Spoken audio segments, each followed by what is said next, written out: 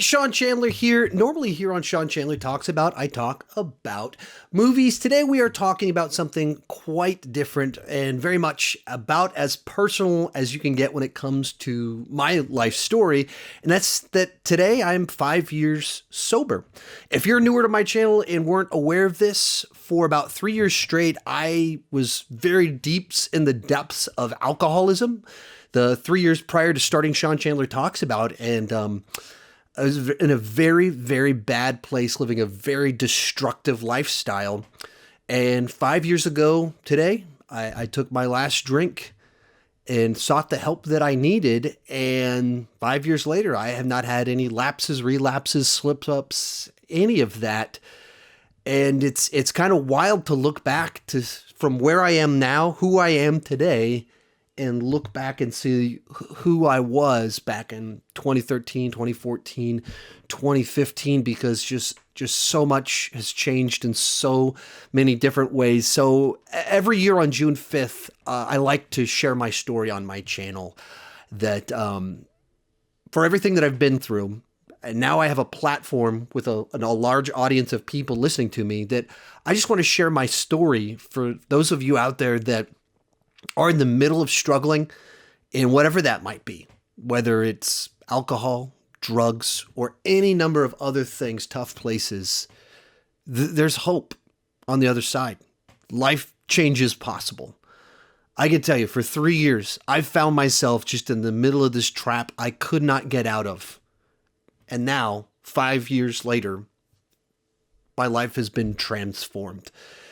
And for that reason, every year on June 5th, I just want to share my story. And when I've shared it in the past, the previous versions of this video, I've normally kind of have a bit of a somber tone where I'm kind of embarrassed to talk about who I was and talking about stuff that just, obviously it's painful memories. And 5 years later, that doesn't feel like the right tone anymore. Like, my life changed and my life is kind of awesome right now. And that's worth celebrating. Not celebrating the mistakes of the past, not trying to downplay them, owning that I was in a horrible place and hurt a lot of people around me because of the choices that I've made and the path that I continued to go down and the lies that I told. Not in any way downplaying any of that, but just celebrating how awesome it is that change is entirely possible.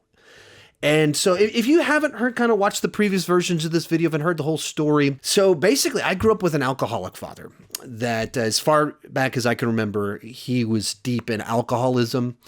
During my childhood, there's certainly some incidents that would fall into the category of abuse. I didn't realize it at the time because it wasn't him throwing a punch at me, but there was multiple incidents that, as I told them to people in my 20s, and I was telling it like as a joke, they looked at me funny and they weren't laughing at my hilarious joke. And I realized, wait, that's not a joke. That's a story about my dad abusing me that I just had spun in my mind into my dad's quirky. And so alcohol was always in my family in an abusive form of he abused alcohol, and it did play out into some physical abuse. Not a ton, but it certainly happened. And my dad was warned when I was in high school, if he didn't stop drinking, he would die. And then he did. He died when I was 20 years old. He drank himself to death. And, he was a very successful man. He retired when he was 45, was so good at so many different things, but he wasn't able to overcome alcohol. And it really, he was divorced 3 different times. He cheated on my mother, and obviously I just mentioned abuse, and then died at the age of 54. And so much of that goes back to this just destructive pattern of what alcohol did to his life and the choices he made while drinking. And it ruined so much of his life despite all the many talents he did have. So I actually had never consumed alcohol before I was 21 because I'd watched him and it was all bad. And I was like, I don't want anything to do with that. That's bad stuff. So I hadn't had any alcohol. And then when I was 21 years old, there was basically a friend of mine came over, and an accident had occurred. His brother was in a coma, and he brought a bottle of alcohol over. Basically, he's like, man, I just need to drink the night away. And we were at my house. We weren't going to be driving anywhere. And I was over 21. So I was like, yeah, we can do this. And essentially that set in motion a pattern of drinking as a coping mechanism for stress. When there was a bad enough day, I justified to myself drinking. And when I say justified to myself, what I mean by that is that knowing my father's history, he couldn't control himself drinking. I have a lot of him in me, obviously. And so I just knew I probably have an addictive personality. Even the reason I've been successful on YouTube has a lot to do with me just kind of having this addictive personality where I obsess about things. I know way too much about movies. I just like get into like the YouTube algorithm, and like I have an obsessive side to me where I can just get very focused on things. And that plays out in many different ways. And part of that is I don't do moderation in things. So I knew if I started drinking, it probably wouldn't go well. So I was very protective of the amount of drinking I did. But, a year later, my grandma died. And so it was a drink at a family party, and other things happened, and drank when they occurred. And so then when I was married, and I'd been married a year, and I drank other times, so I don't want to present it as I only drank when it was tragedy, but there wasn't any subtlety. It wasn't just like, let me have a beer. That was never the way that I ever drank. It was never that. So when my wife and I had been married 1 year, 51 weeks, 1 week shy of our 1 year anniversary, our apartment got robbed. And I mean, cleaned us out. Just really, really bad. And we'd been out of town for 2 days and came home and went to open our back door, and the chain lock was locked. We're like, how on earth would we lock the chain lock? What's going on here? And we'd been robbed. And so this started like a week. I was off on school break. I didn't have a job at the time. I was in college at the time, so that's the context. So I didn't have anywhere to be, so I just drank for a week because drinking was my coping mechanism, and this was about as stressful as a situation as you could have. So I drank for a week, and then I stopped. And eventually got a job at a church. I went to Bible college. If you don't know that, I went to Bible college, Columbia International University in Columbia, South Carolina, majored in Bible and Bible teaching. And so afterwards went off got a job at a church working with teenagers, same church that I attend today. And church world is very stressful because you carry everyone's weight. You know everyone's secrets, and you care about everyone. You know, I know church, if you're don't come from church world, you might have some really bad experience of getting burned. I understand.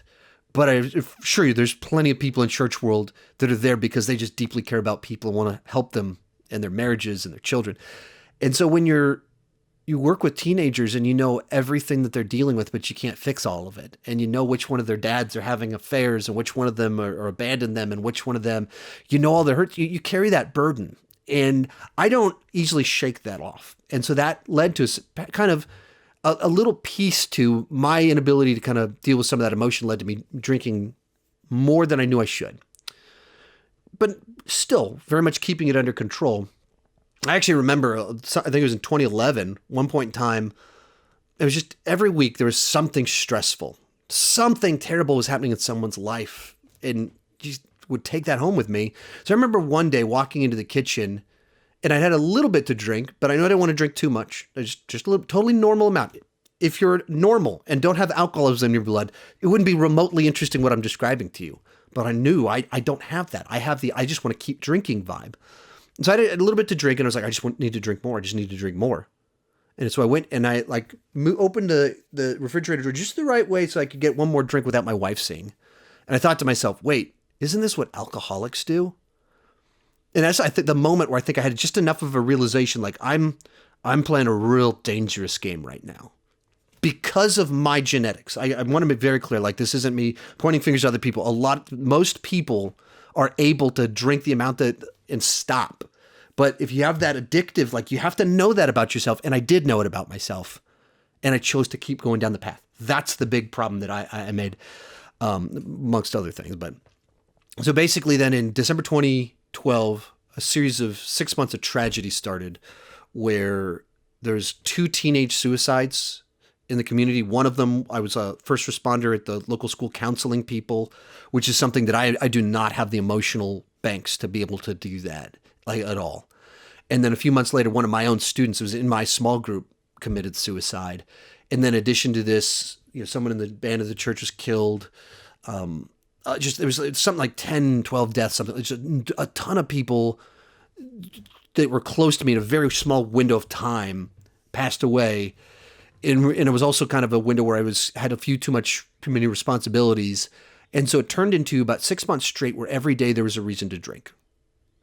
And when you have alcoholic genetics, and you do that, it just sent me over the cliff of just a totally spiraling out of control. And about 3 years straight of my life living on empty, of just my emotional reservoir was empty, and I'm drinking way too much, which meant that my sleep was impaired. So then I'd drink too much at nighttime so that I could fall asleep, but it's not real sleep. It's just this perpetual cycle and of just destructive tendencies. And I kept trying to quit for 3 years straight and couldn't. 3 years straight and couldn't quit.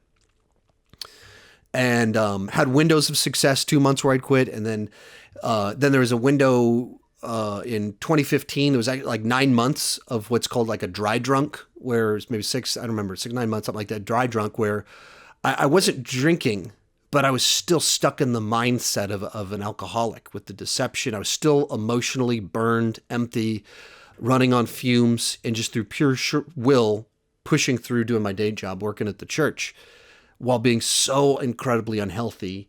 And then this led to, in 2016, just kind of like hard relapse in drinking again.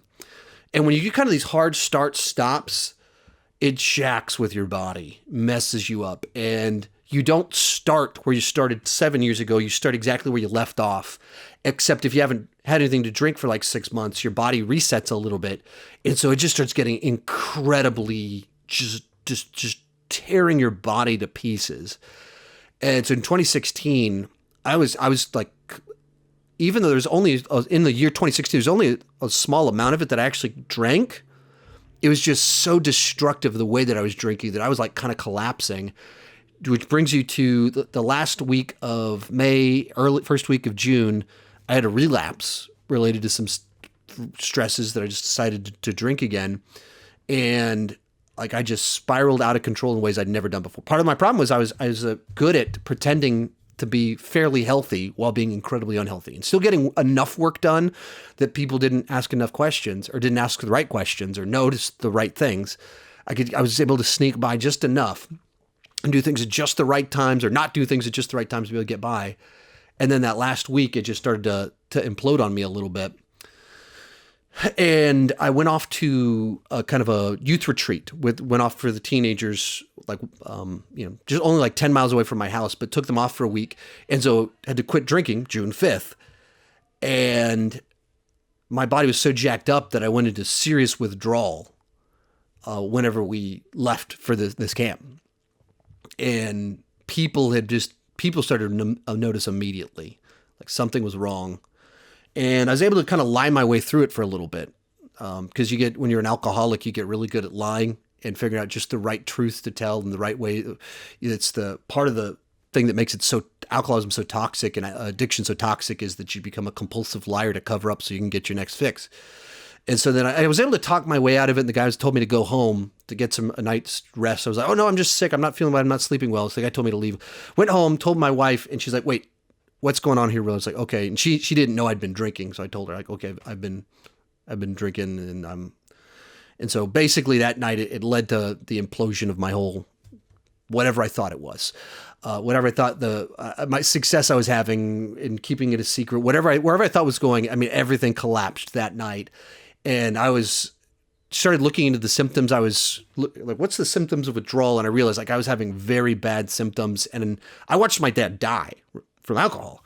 And that was a process that had lots of phases over multiple years. And I started to realize, wait, I'm having the symptoms that were there's the stuff that when I saw this happening with him, that was the indicator that he was on the path to dying.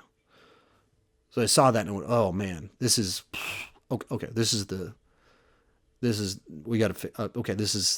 whatever it is, I have to do, whatever I have to do, Band-Aid's coming off. I have to do whatever I need to do to get the help I need. I've spent 3 years trying to fix myself and failed miserably. I've spent 3 years ago becoming the worst version of myself that's this liar that violates everything that I've ever taught, preached, that I believe in. I've violated all of it. I'm done with this. This is over with.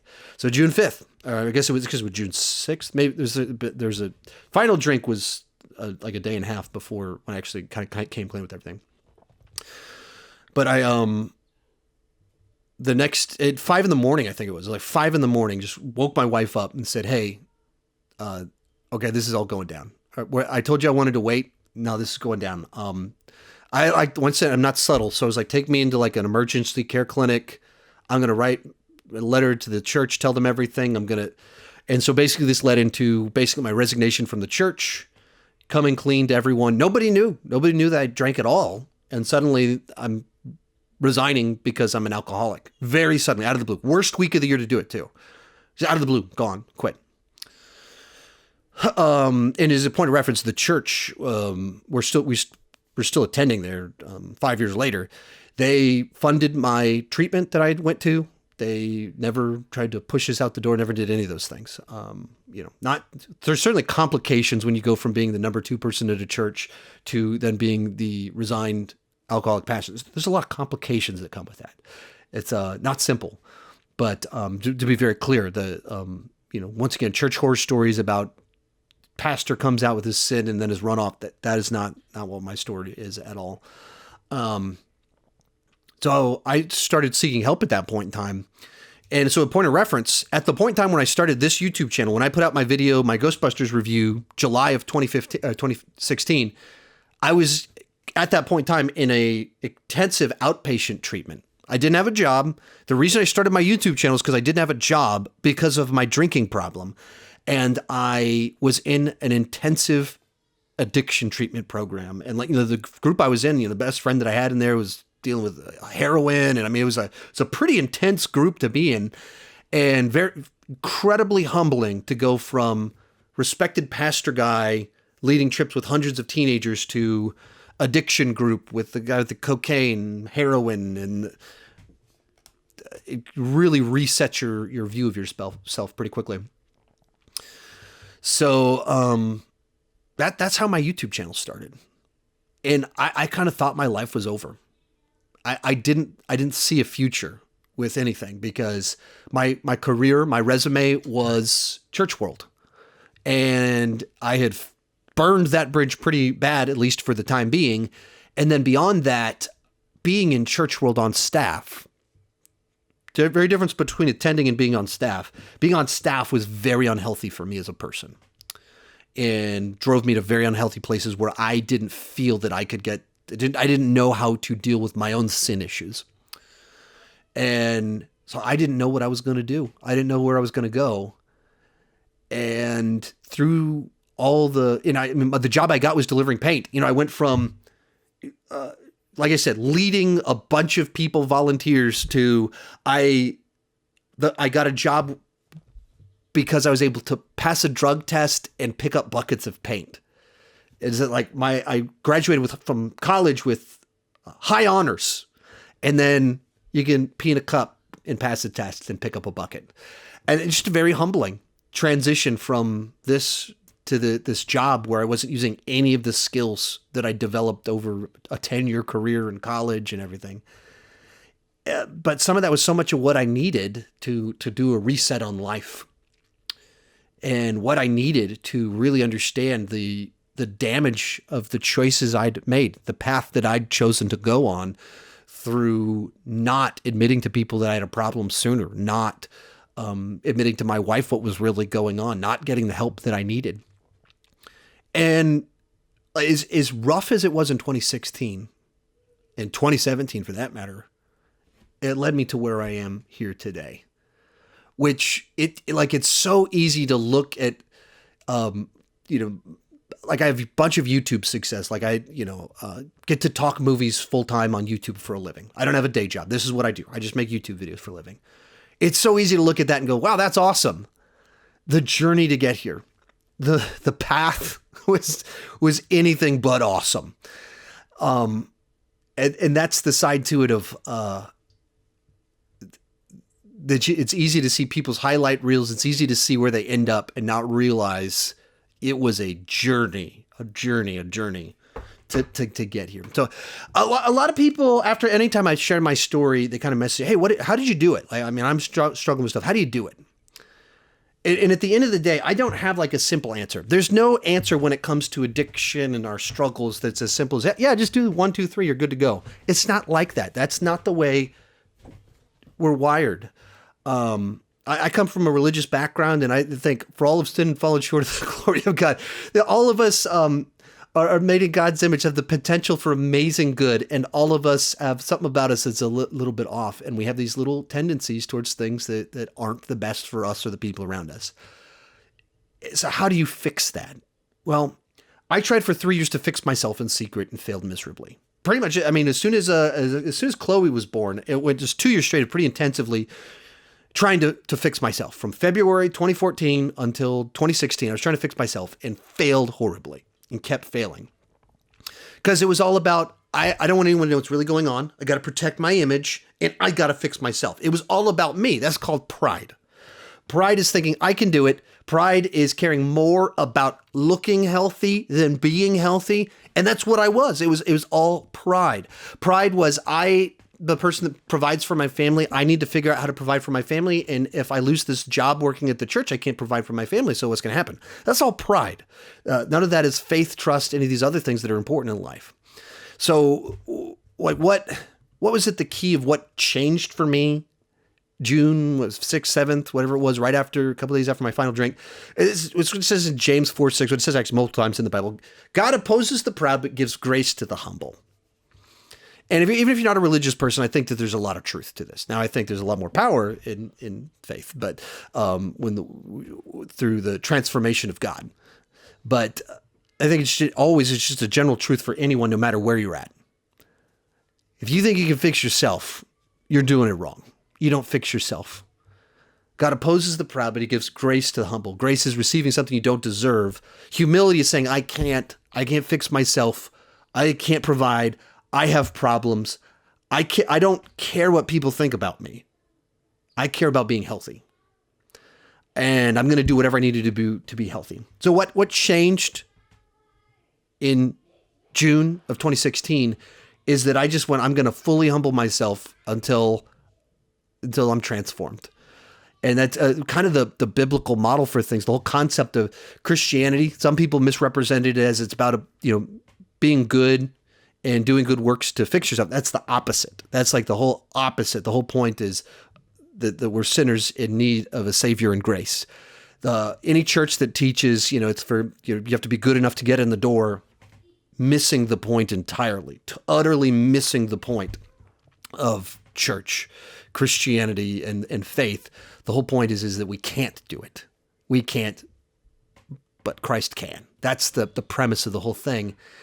So humility is that surrender. And that's what I decided to do in June 2016, is surrendered to my wife. What do you want me to do?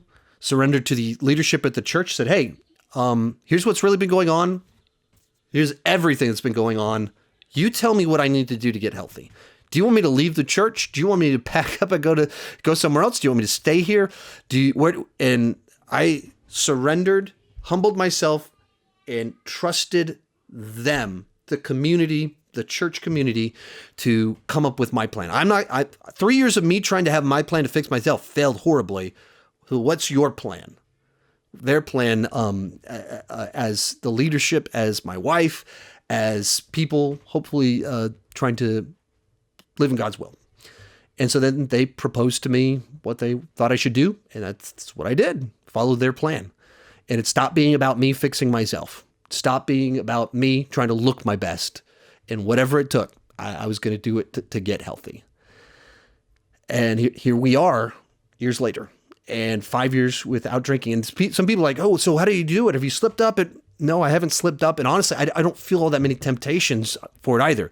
And I think at the core of that is you cannot fathom how painful 2016 and 2017 were for me. Having to live in a community knowing how much damage I had caused to all the people around me, while all of them are still loving and caring for me. I created an enormous amount of trouble for my wife, for my kids, even though they were just young enough, they weren't fully aware of everything going on. So much damage, but people still loved and cared for me and showed me grace. It's a very humbling place to exist. And it makes your temptation not very tempting anymore when you've gone through that. So I don't have like a 1, 2, 3, here's the simple answer. I do know at the core of overcoming your struggles is humility. And as a Christian, I think at the core of it is it's surrendering to God and believing that there's a Savior out there. And it's not about you fixing yourself, doing good works. It's about faith in Him. Beyond that, we had our third child was born in 2018. I remember yours, right? It turns 3 this year. And her name is Charis. So people, what, Charis? What's that? Did you say carrots? What's her name again? Charis. It's a grace. It's a Greek word that means grace. It's the Greek word for grace. It's one of the derivatives. And that name, Charis, grace, our little grace baby, is entirely tied to my journey of I had really brought us to a horrible place, kind of shipwrecked it, like crashed and burned, bad place. And then God had grace. And my wife had grace, the church had grace, and then we came out on the other side. And things were better. As bad as they seemed, as bad as the marriage was because of my choices, as bad as my health was, as bad as my career place was, as bad as my emotional state was, I was given grace. And things got better. And I think that's the message that I think some people need to hear. A lot of you just want to hear my story because it's kind of interesting to hear people's backstories, the good, the bad, the ugly. Some of you just need to hear there's hope on the other side. Change is possible. Life gets better.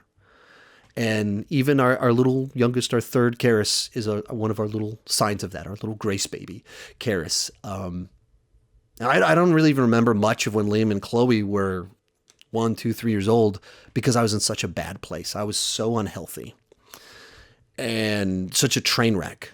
And then this is where Charis, it seems like she's been on diapers forever because she can remember all of it now. But she's that symbol of change in a lot of ways in our little family. So anyway, I just wanted to share my story. It's no longer like this sad look at the past. It's a celebration. Change is possible. Lives change. What God's grace on people's lives can really matter. And I know some of you aren't believers. You have different faiths. And I get that. All I can do is tell you my story. And my story is I'm a sinner saved by grace. And that I made all kinds of choices that made me a hypocrite, undeserving of the life that I currently have.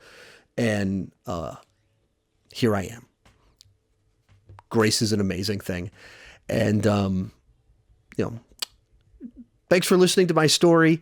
It's a day of celebration for me. It's an odd celebration because it required such a horrible backstory to have it, but 5 years, and the 5 years it's been is pretty remarkable. With a new kid, amazing audience watching, listening, and it's life. Anyway, close out on this one. Ephesians 3:20 is one of my favorite Bible verses. It was when I was preacher guy. It says this, now to him who is able to do immeasurably more than we can ask or imagine according to his power that works within us. I preached that for years as a hypocrite because I was in such a bad place and had my own addictions that I wasn't overcoming. And then I humbled myself, surrendered. And I look at my life now, and it is immeasurably more than I could have asked or imagined. Thank you much. Keep talking movies too much. Change is possible. Bye-bye.